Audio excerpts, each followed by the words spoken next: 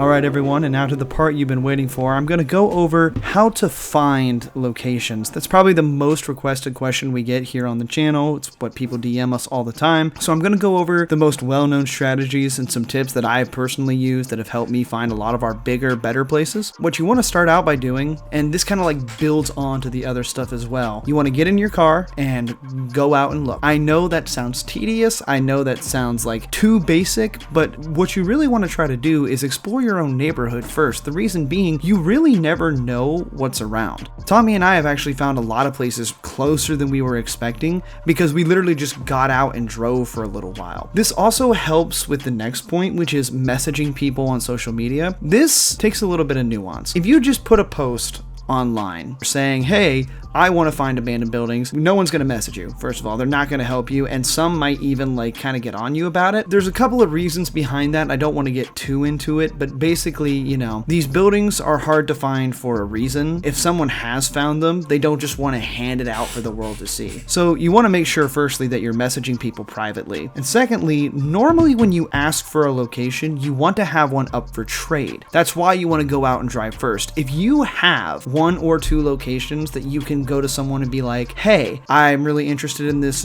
photo you posted of this abandoned factory. Would you be willing to trade that location for a location that I have found in my hometown? We'll swap the coordinates or the addresses or whatnot. This is a great way to like break the ice, first of all, and it also really helps the whole question of what's in it for them. They're not just giving out to you their hard-earned information, you're coming to them with something to offer. They in return will give you something. This is how Tommy and I have built up such a repertoire of abandoned places. We actually have an entire map of all of Ohio, and it's also starting to expand out into the surrounding states, of all of these different locations that we either have been or are planning to go to. All because we started out by finding our own locations first, you know, driving around, finding a few, and then from there we were just messaging people, trading locations. So I kind of wrapped up two of those strategies together. The first one is driving around by yourself. The second one is messaging and trading for locations. This next one, probably heard of it before. It's very simple, and that is using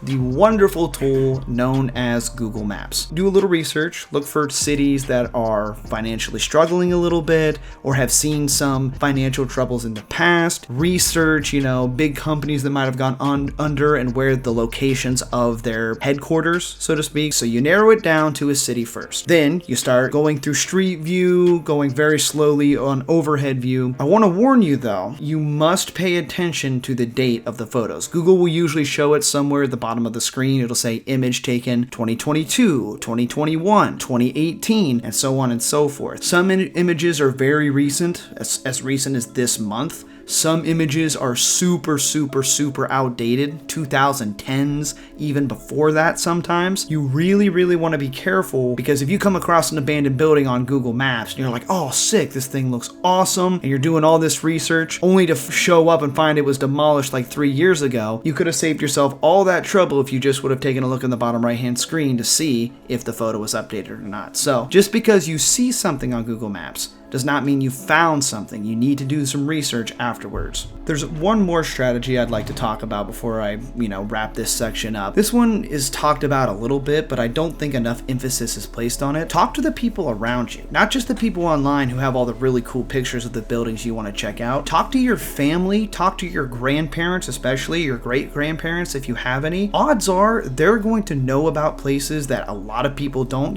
They've been around for a while. If they've lived in a certain area for a long time, or if they lived somewhere else when they were younger, odds are they might know of an old workplace or an old school or an old medical facility that they had to attend that is no longer in service. We have actually found some of our best locations by asking our grandparents, where did you guys work back in the day? You might remember the video we did of Tommy's grandfather's old workplace, HPM. That place was awesome, and we never would have known about it had we not asked. So again, drive around, look for your own locations, trade for and ask for privately locations on the internet, use Google Maps, and ask family and relatives, especially the older generations. All right, with that out of the way, next we're going to talk about gear and some stuff you might want to take along with you on your adventure.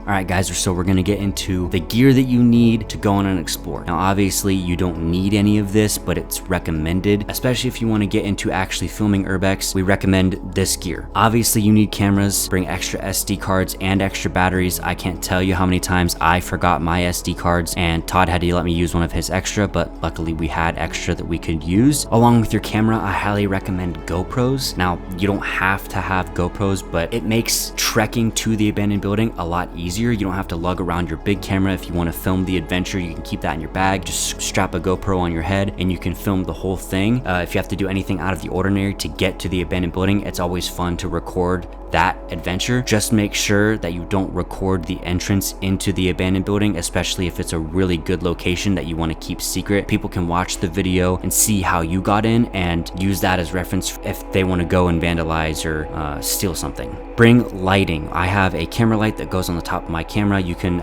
they're not that expensive. You can get one on Amazon for like 13 bucks, but it really helps, especially in low light areas, dark rooms, basements, tunnels. Bring flashlights too. Todd uses a headlamp. I don't really prefer headlamps. I prefer the brighter, just handheld flashlights. Next up, bring grips. Camera grips especially is more of just a preference gear item. You don't need it. It's more so based on how you prefer to film, what your film technique is. Grips make the actual main Explorer a little more steady. You're not shaking all the time, especially if you're walking over a rough terrain. You're not shaking the camera. It's easier to hold on to. Gloves, you don't want to be touching the rusty metal, and if you have to climb anything, there could be nails, sharp objects, cut metal, anything pointing out. You don't want to cut yourself and get tetanus. That's the last thing you want. We always bring bug spray with us, especially in the summer. A lot of times we'll have to park a bit away from the building and walk through a patch of woods or tall grass or bushes. The bug spray is really helpful for ticks, mosquitoes. Obviously, you need a durable backpack to hold all of this gear. They have a lot of cameras online that you can get that have slots for all of your camera equipment and then pockets for anything extra like lights and gas masks, water, snacks, etc. Which leads me into, you always make sure you bring enough water. There's actually a big factory that we went to a couple years ago. It's one of our best videos. It took us 2 hours to walk to this factory because we had to park so far away and hike along this big steep hill. Water was so useful. It was also like one of the hottest days that year, so we had plenty of water. We also had snacks. We could stop and take a snack break. And last but definitely not least, you want to bring a first aid kit. This is probably the most important part of the gear section. You want to bring a first aid kit that has band-aids, sanitary wipes, and bandages. We actually had something recently with the big mega church that we filmed.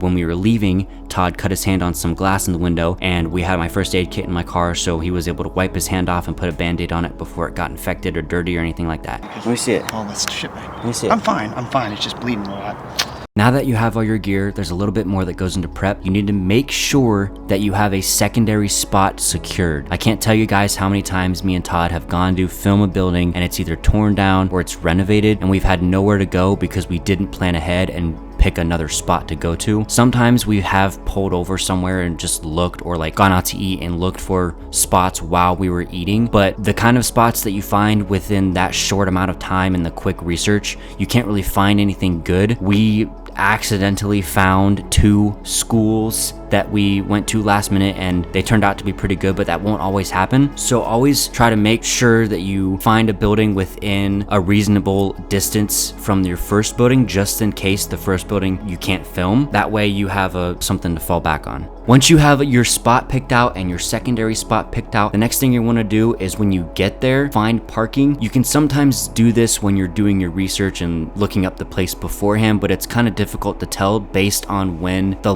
most recent satellite picture or street view picture was taken, because a lot of landscape can change. So a lot of times what we do is we'll find a place that we think we can park and a route that we can take to get to the building beforehand, and then when we get there we check on that route and maybe check for other possible routes. And a lot of times it's the safest option is to try to find a patch of woods. A lot of times abandoned buildings are batched up on one side against woods, and park on the other side of the woods and just walk through. There's usually paths through the woods that you can take so that you're not, running into a bunch of bushes and thorns and poison ivy and stuff like that. So that's usually what we do, but just check and make sure that you have a safe route in before and the day of. You could use a drone if you have one, fly around the building, scout the area. We've had it happen a couple of times where we park in a parking lot and fly the drone and see if anyone comes up and talks to us or asks us anything before we actually go and explore. That way we can get our drone shots first and scout the building out while also seeing what the security measures are like at certain buildings.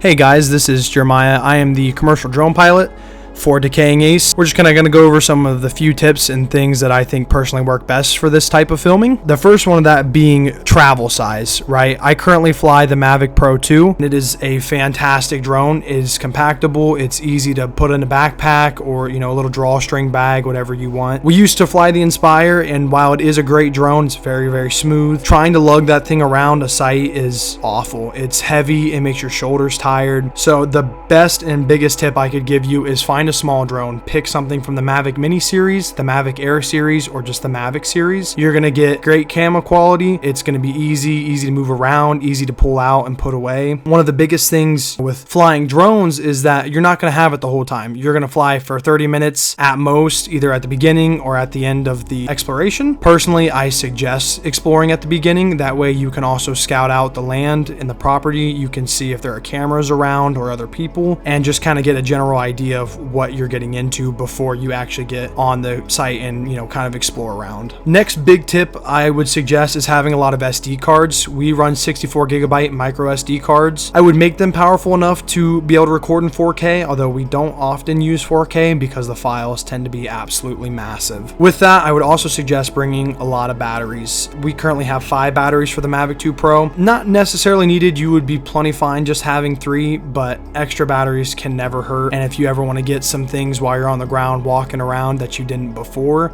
it's always great to have a fresh battery you can swap in real quick and get the job done with. And with that, when it comes to filming with drones, you don't just have to go up and get pictures from 400 feet. Drone pilots tend to go the simple route, and I think it's really beneficial to really try some different stuff, right? That drone is able to move in a 3D space. You can move in all different directions. So take that chance to get some really interesting shots. We call them 3-axis shots. Being able to move to the left while rotating and going up and moving the gimbal down all at the same time. What this does is it gives you a really great volume of how large these buildings are. You're kind of seeing them from the corner or above or from the side, and you're kind of getting all of this at once, and it really shows you the size and the mass of these buildings that have been left behind for years. So really take your time, try some new things, experiment. Some of the shots might not look great, but the fact is that you're learning new things, and it's all about getting those movements that are going to differentiate you from other pilots. Going up and getting shots from above or just flying right over isn't isn't enough. They are great shots, and it's definitely good to have some of those, but definitely look into doing a lot of moving shots and getting your dexterity and your thumbs down. It'll really push your video above and beyond others and make it a lot more noticeable. I did mention it before, but again, drones can be great for scouting, especially with places that are more heavily populated. You kind of get a feel for where parking lots are nearby, if people were going to be watching you, where they might be, kind of hanging around at, along with finding places of entry, right? A lot of these places can be blocked off. They have old fences, they got holes in them or walls they put up, and it's always great to have a drone to be able to see where you might be able to get in, what's going to be the safest point and the easiest as well.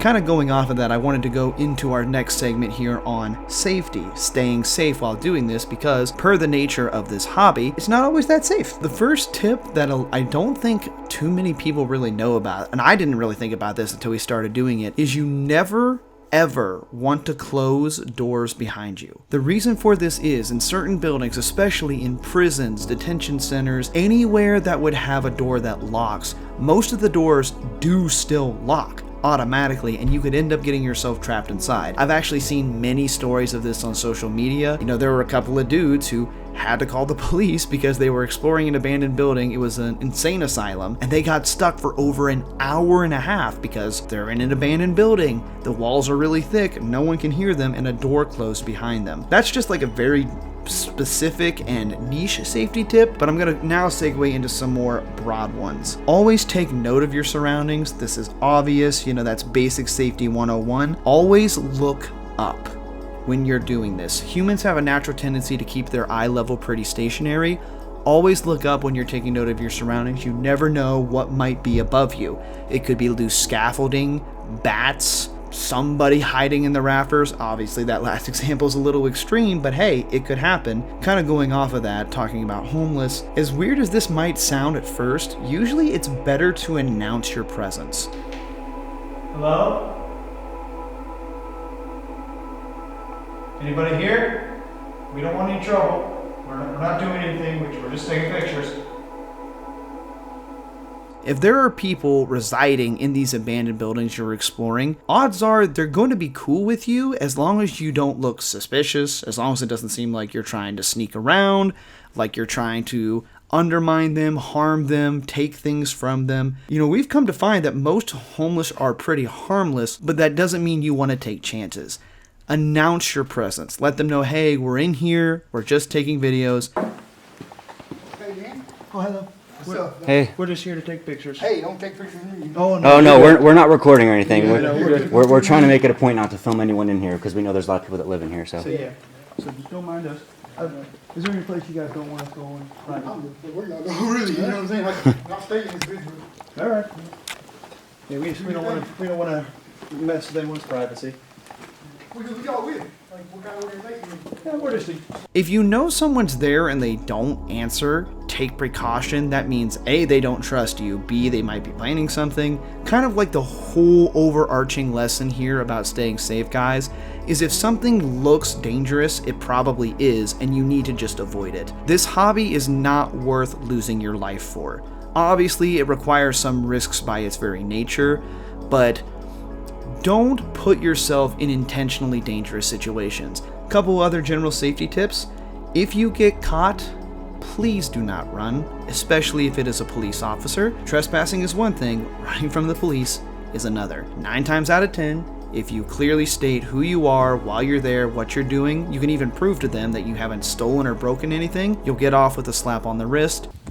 all right, well, sorry about that. Well, Watch where you walk with them tennis shoes and stuff. You're allowed to be going to the doctor. Shut the gate when you go out. Okay. But don't go much further than where you are now. Back over in there. all right. So you're allowed to step on something and get hurt. Yes, sir. Okay? We appreciate it. Thank you very much. In any situation, please cooperate with your local law enforcement. After all, they're just doing their jobs. Quickly, I wanted to talk about asbestos. This is probably one of the most common hazards you'll run into when you're urbexing. Look up what it looks like online so you can become familiar with it. A lot of old abandoned buildings have asbestos in them, and now, unless you're exposed to asbestos day in and day out, the odds are it's not going to hurt you. However, if especially if you're in a building with poor ventilation, if there's piles of it, because some places had it in storage, it's probably just best to leave or bring an N95 breather mask with you. This hobby is fun, but it can hurt you, and we really don't want y'all to get hurt. So just keep all these safety tips in mind. I know that was a lot, but it is a big part of the trade, big part of the hobby, and hopefully you guys got some useful information out of that. And if you've made it this far, congrats, you know how to Urbex. We've gone over everything in this video as how to fly a drone properly, how to find an abandoned building, what gear you need, and how to be safe in the abandoned buildings. I hope you guys enjoyed this video. We put a lot of time into filming it, and if you want to see more of our explores, hit that subscribe button down below. We're trying to hit 1,000 subscribers. That is our goal for the end of this year. Anyway guys, thanks for watching, and we'll see you next time.